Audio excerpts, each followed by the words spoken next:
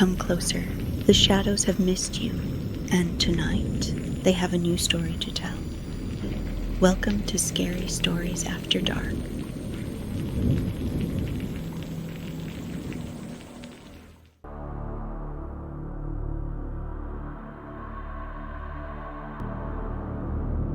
It started with screaming.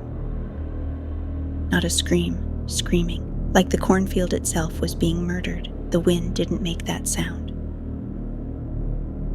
October 24th, 1997, 2:41 a.m. Reaper's Rest, population dying. The town slept except for the fields. They didn't sleep, they stirred, whispered, groaned.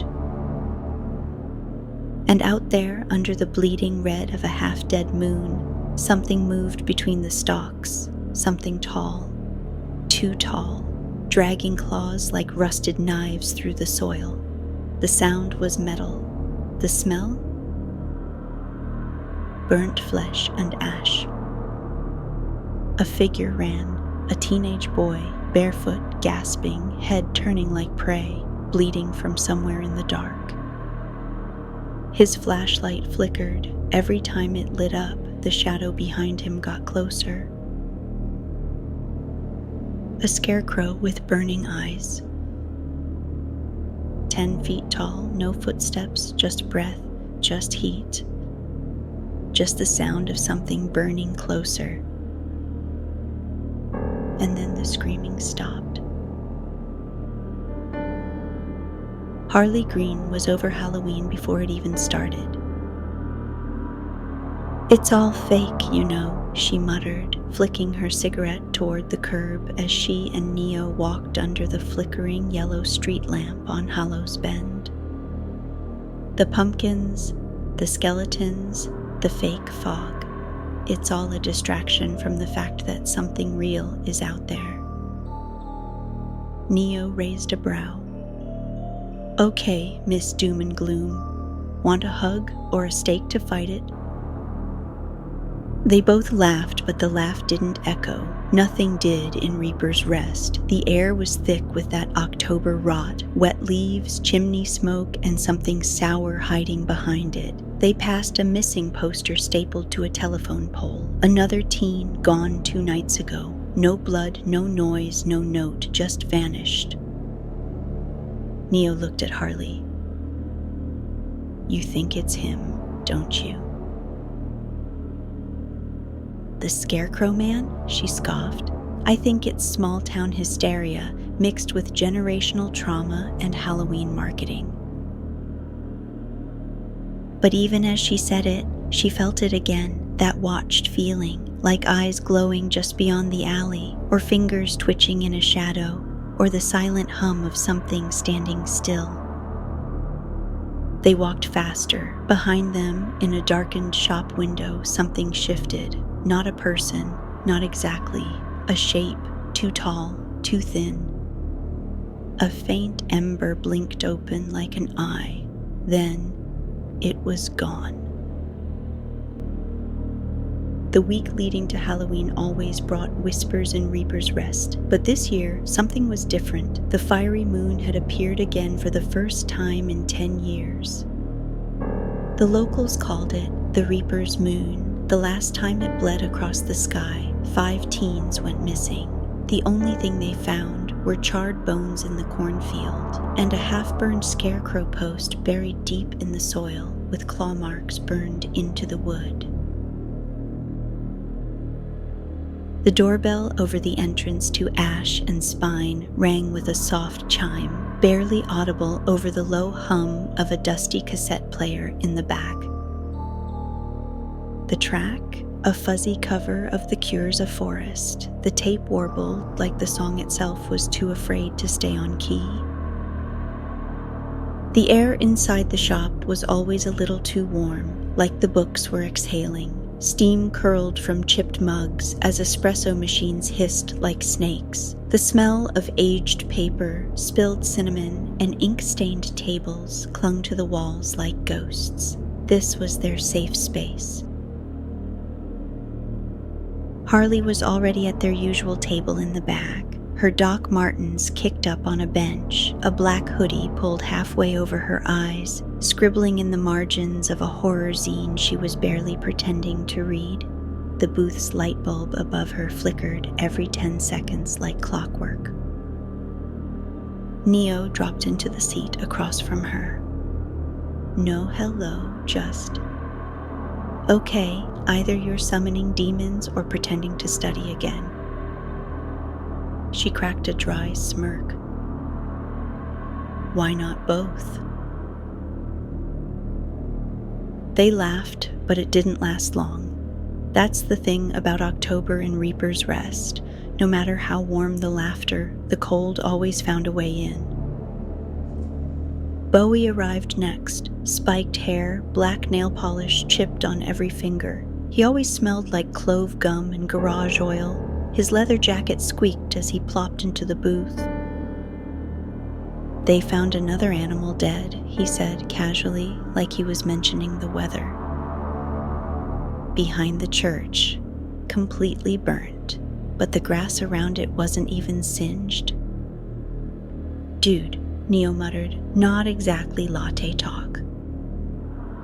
"Tell me I'm wrong," Bowie said, eyes narrowing. "Tell me something isn't seriously wrong this year." Before Harley could respond, the front door creaked open again. A bell rang once, like it was coughing. Alessia stepped in, long coat, horror paperback clutched under one arm. She had that haunted librarian vibe that made her look like she knew secrets about you before you said anything. And behind her, like a whispered afterthought, came Jade. Silent as always, black lipstick, heavy eyeliner, metal band tee. Her walk was more like a float, and she always looked like she'd stepped out of a thunderstorm. She was sketching something in a tattered notebook as she slid into the booth beside Harley. She didn't speak, just stared at her paper. "Tell them," Jade said softly, not looking up. Alessia swallowed. Her hands shook as she set down her book. "I saw him last night." No one said anything. Even the music seemed to pause. "Where?" Harley finally asked, voice steady. "My bedroom window. I thought it was a reflection, but he didn't move when I did, just stood there, watching. The eyes, Harley, they weren't just glowing. They were like embers, alive, burning in the dark." Bowie leaned forward. "And you're sure it wasn't?" "It wasn't a person."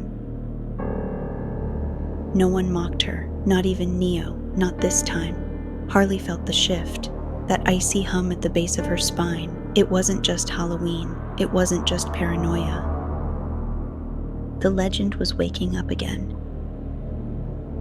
The sky above Reaper's Rest was a deep bruise. The stars were dull. The Reaper's moon loomed overhead, redder than the night before. It hung like a blister, bloated and bleeding light over the cornfields and hills. The group stood in a circle outside the bookstore, their breath clouding in the air like ghosts. "We do this together," Harley said, her voice low. "One last horror movie night, then we go to the field.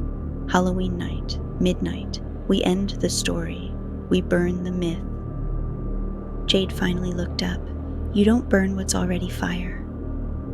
Everyone shivered, and from far off, way too far to be heard clearly, came a scream. Not a high-pitched shriek, something lower, like lungs filled with smoke. Reaper's Rest always went silent after 2 a.m. Not peaceful, not asleep, just silent. Harley didn't sleep much anymore. She lay awake on her mattress, headphones on, not even listening to music, just static, low and hissing, like white noise might keep the dark out. It didn't. Outside her window, the wind whined like it was in pain. Leaves scraped the gutters like fingernails, but what kept her eyes open were the mirrors. Everyone in her room, her closet door, the tiny vanity, the old thrifted one by the bookshelf. she'd covered them all with t-shirts and duct tape.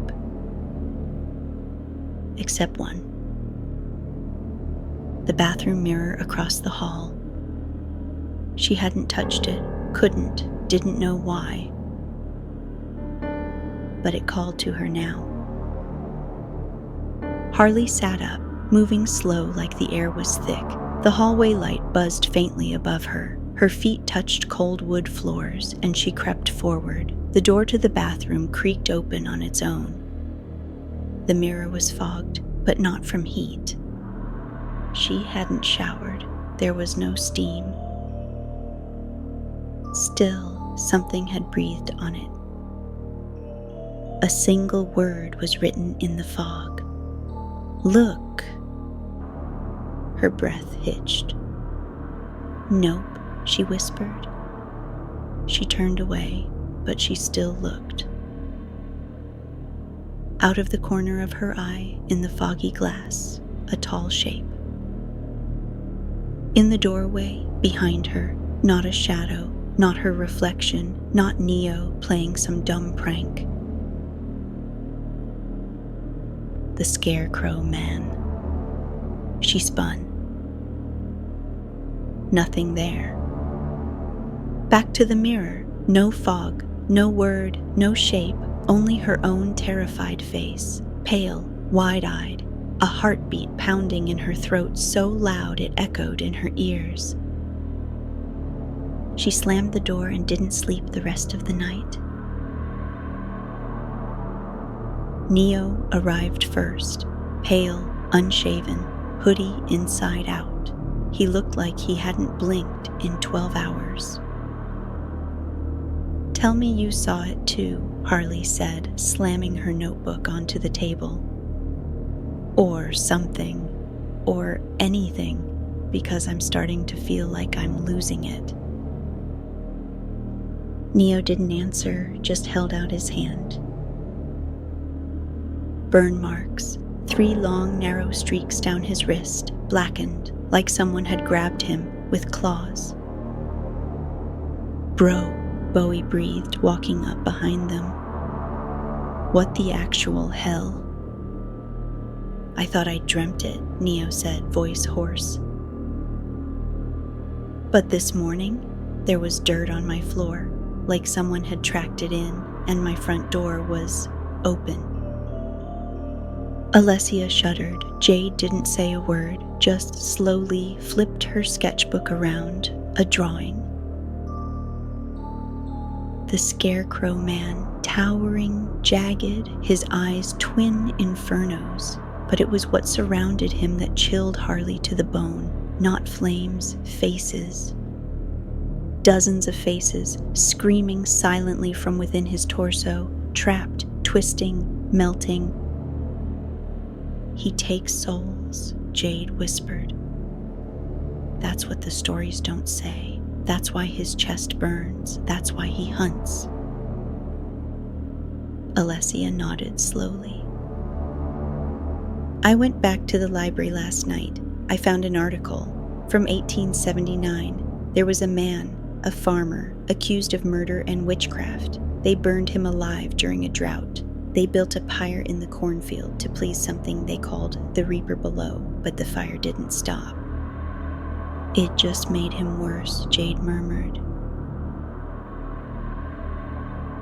Bowie worked late, fixing up an old Mustang his dad left behind. It was his therapy, metal, oil, classic rock crackling from a beat-up boombox in the corner, but tonight the song skipped. Over and over, a single word. "Run, run, run." The garage light flickered. Bowie stood up.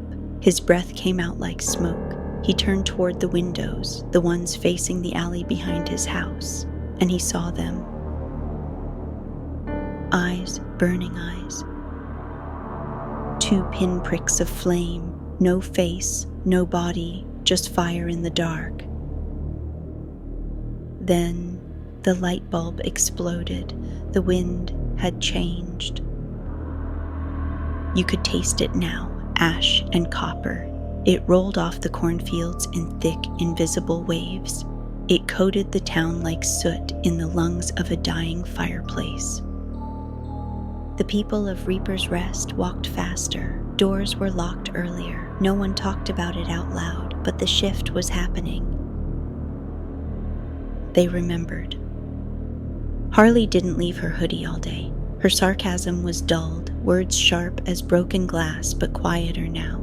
Every time she blinked, she saw him. The shape in the mirror, the eyes in the dark, the claws curling like sickle moons just out of reach. Neo hadn't slept. He stopped pretending he was okay.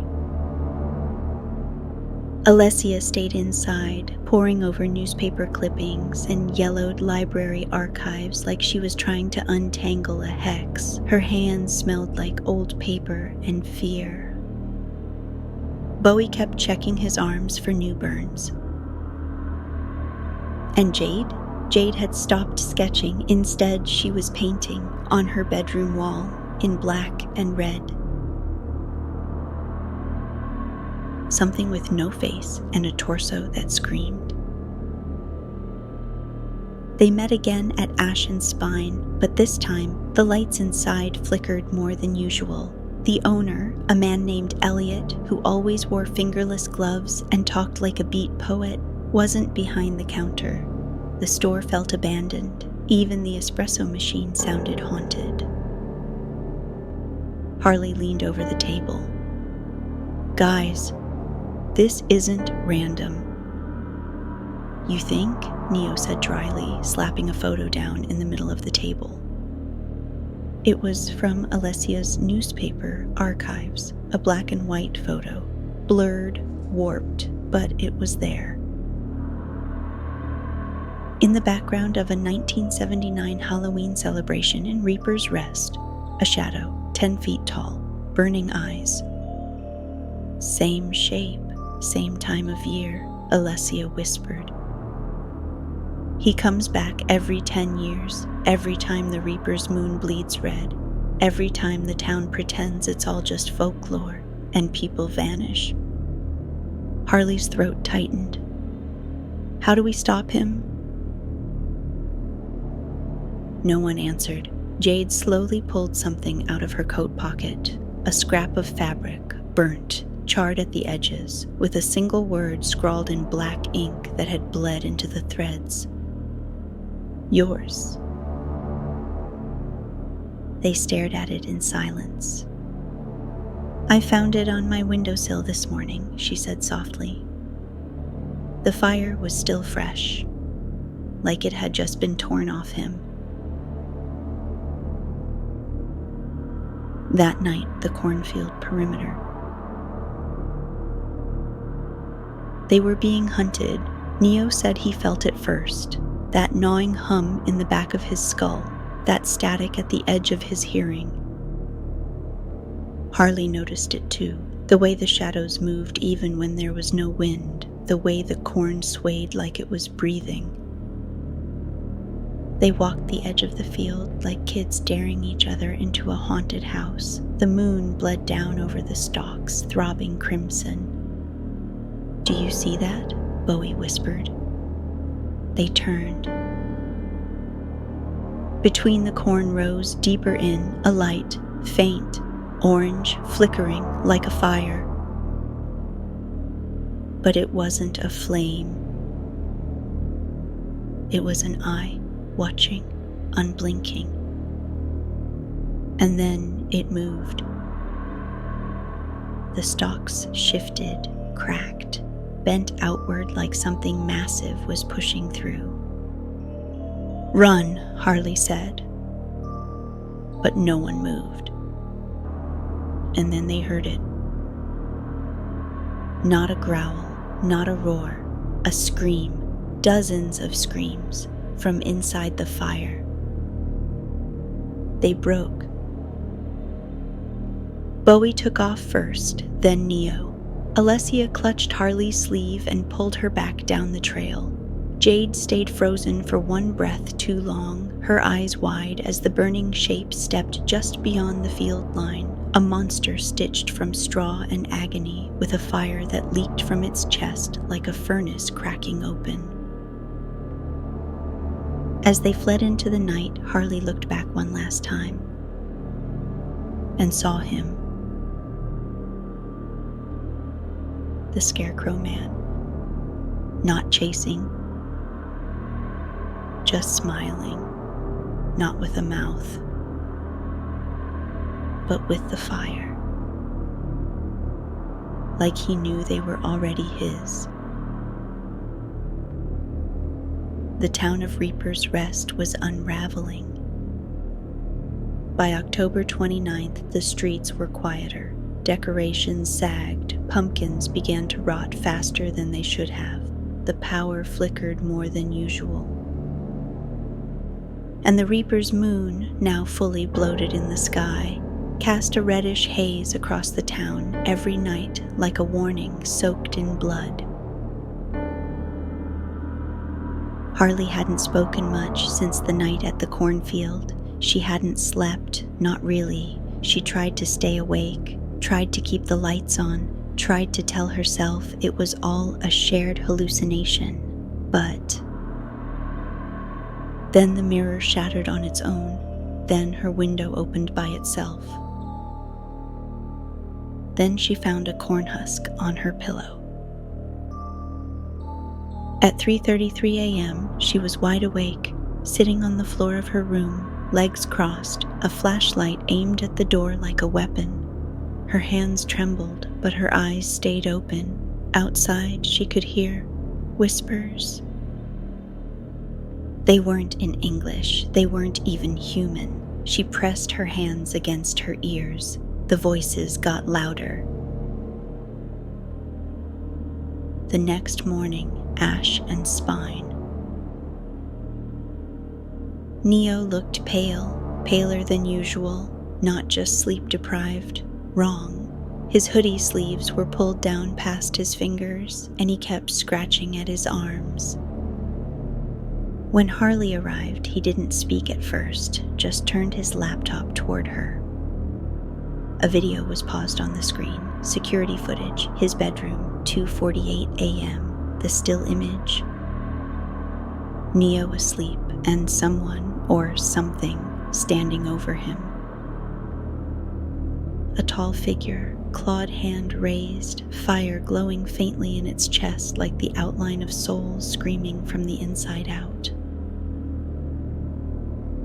"I don't remember it," Neo whispered. "I didn't wake up, but look." He hit play. The Scarecrow Man bent forward and whispered into Neo's ear, but the camera glitched violently, static rippling across the screen, and all they could make out was the moment he breathed smoke onto Neo's chest. Neo pulled up his shirt, a mark, 3 burnt lines. Harley's voice was a rasp.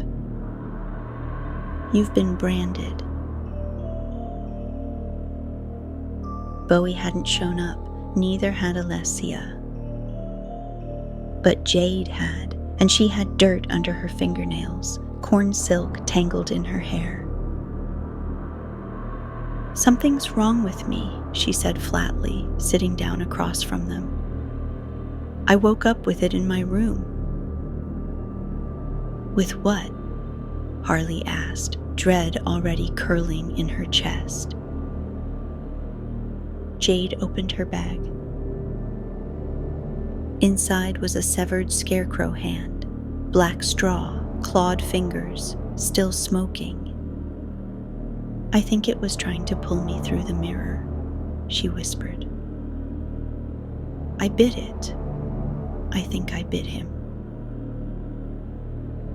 Harley backed away slightly, her breath hitching.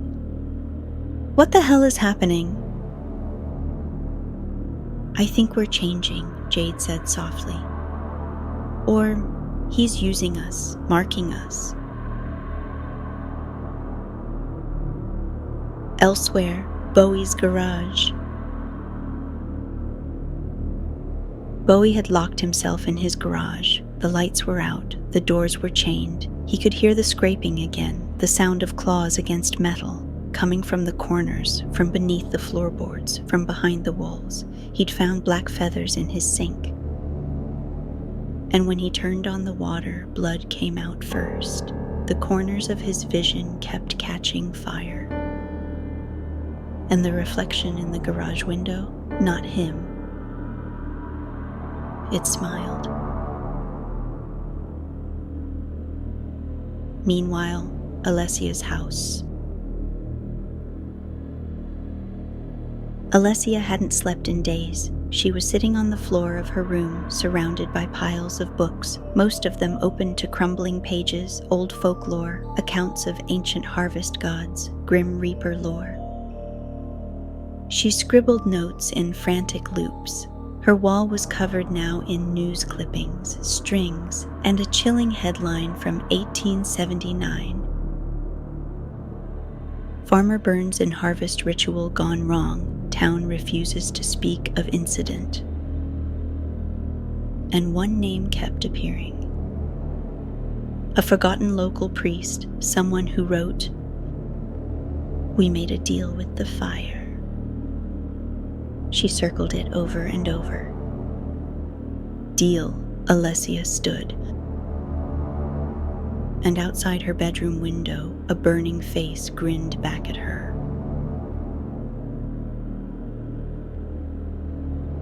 October 30th, one day until Halloween. The group finally met again, all 5 of them. No more avoiding, no more pretending. Bowie's hand shook. Jade looked hollow. Neo had bags under his eyes the color of bruises. Alessia spoke barely above a whisper. Harley looked around and said what they were all too afraid to say. We're next. They were the harvest. The town had made a deal long ago, sacrificed the innocent every 10 years. And now the deal was due again. They weren't being hunted randomly. They'd been chosen. October 31st, Devil's Eve. The Reaper's moon was no longer just red, it was bleeding. It poured its sickly crimson light over Reaper's Rest like a film of rot. The clouds didn't pass over it, the stars didn't twinkle beside it. It just hung there, too close, too heavy, like something had pried open the sky and this had crawled through. At 6:06 p.m., every street lamp in town buzzed out. By 6:10, every mirror in Harley's house had cracked. At 6:13, the screaming started again, from somewhere in the corn. Inside Ash and Spine, the 5 friends stood in silence. The bookstore was dark, lit only by the flicker of the open neon sign, now sputtering like it was choking on something. The espresso machine had hissed once earlier, but no one touched it. The cassette player played nothing. The room was hollow. Alessia broke the silence. "I found something," she said. Her voice was paper thin. "Something underneath this place." They followed her without question. In the far back of the store, behind a creaky rotating horror display and a shelf of horror paperbacks with curling covers, was a trap door covered by a moldy rug and hidden for God knows how long. Bowie lifted it. The wood groaned like it was in pain. A staircase led downward into the dark. Neo clicked on his flashlight. "What bookstore has a basement like this?" Harley stared down into the black. Only the ones built on secrets. The air was thicker underground. The walls were made of stone, crumbling and damp. Sigils had been scratched into them, burnt symbols that seemed to pulse if you looked too long. The space smelled like sulfur and wet ashes. They stepped into what looked like an old ritual chamber. At the center, a large flat stone cracked down the middle. On the wall behind it, a mural, faded but not gone. It depicted a man burning in a cornfield, not tied to a post, not screaming. Willing, kneeling, offering himself to the fire. Harvest rituals, Alessia whispered, her voice shaking. The town made a pact during the famine. Burn one to feed many, but something came through the fire. Something that stayed. Neo's light landed on a plaque near the stone altar. It read, "We are the seed, he is the scythe. Every 10 years the field must be fed." Harley swallowed hard. "That's us." "No," Jade said, stepping closer to the altar. "That was us." They all turned to her. "I think the rules changed." And then, before anyone could move, the door slammed shut above them. Footsteps from the top of the stairs. A figure appeared, tall, cloaked, dragging something behind them. It was Elliot, the bookstore owner. He stepped into the light, and he smiled. "You kids don't get it," he said, voice eerily calm. "You're not being punished. You're being preserved. He needs the marked, the burned. You're part of something older than this town." "Why us?" Neo asked through clenched teeth. Elliot tilted his head. "Because you're strong. You'd survive the fire." He raised his hand.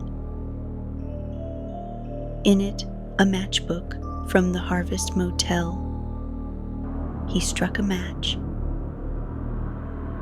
"Run!" He dropped it. The stone altar burst into flames. They ran. Smoke filled the staircase. The mural caught fire. The sigils lit up with eerie red glow. The hallway trembled. Harley shoved open the trapdoor above with her shoulder. Bowie pulled Jade up. Neo grabbed Alessia's hand, and they burst into the cold night air, coughing and wheezing, smoke billowing behind them.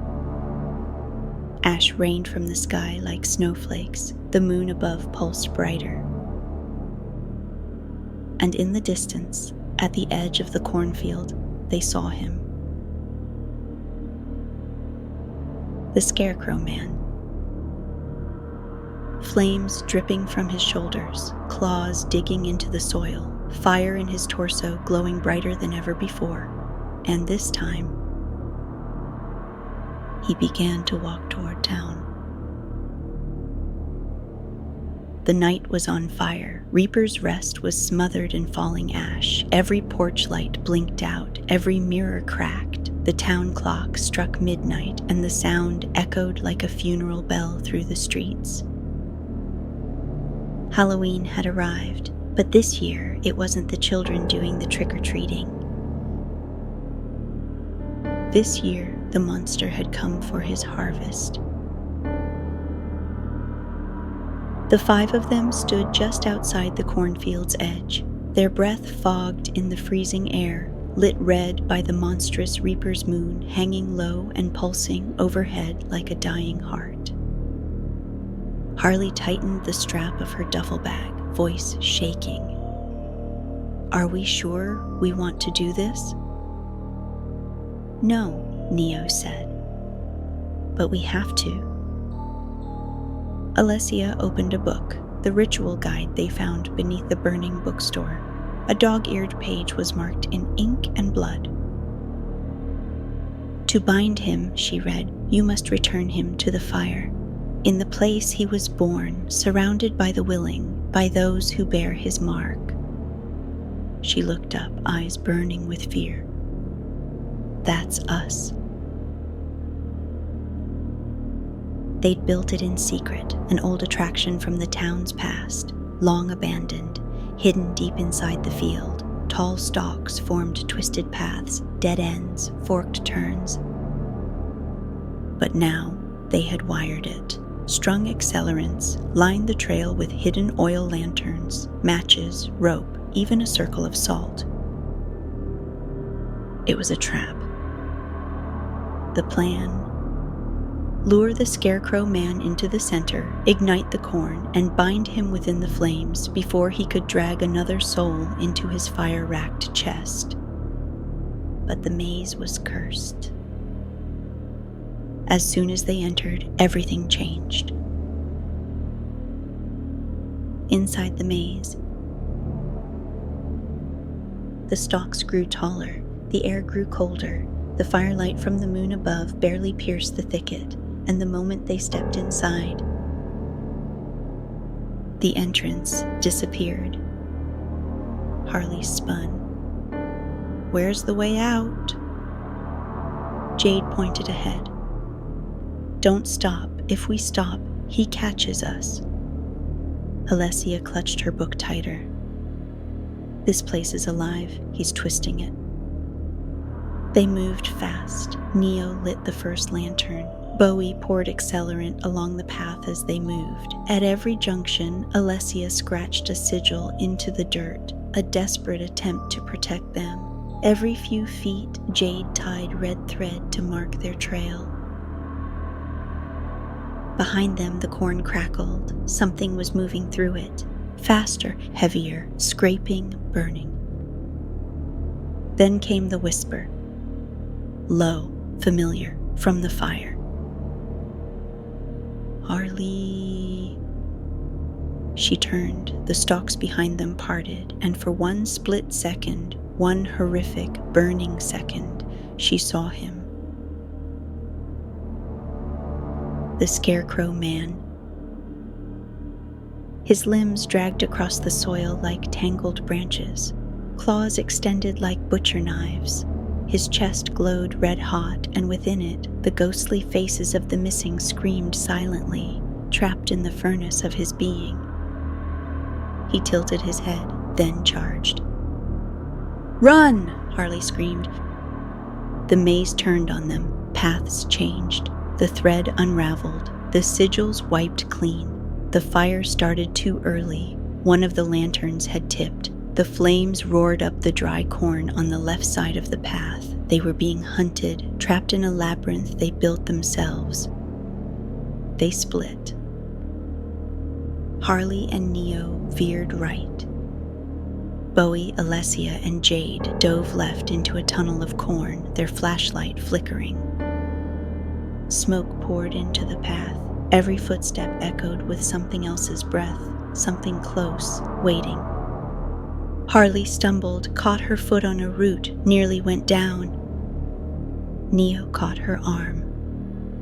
"Don't stop now. Almost there. Center's close."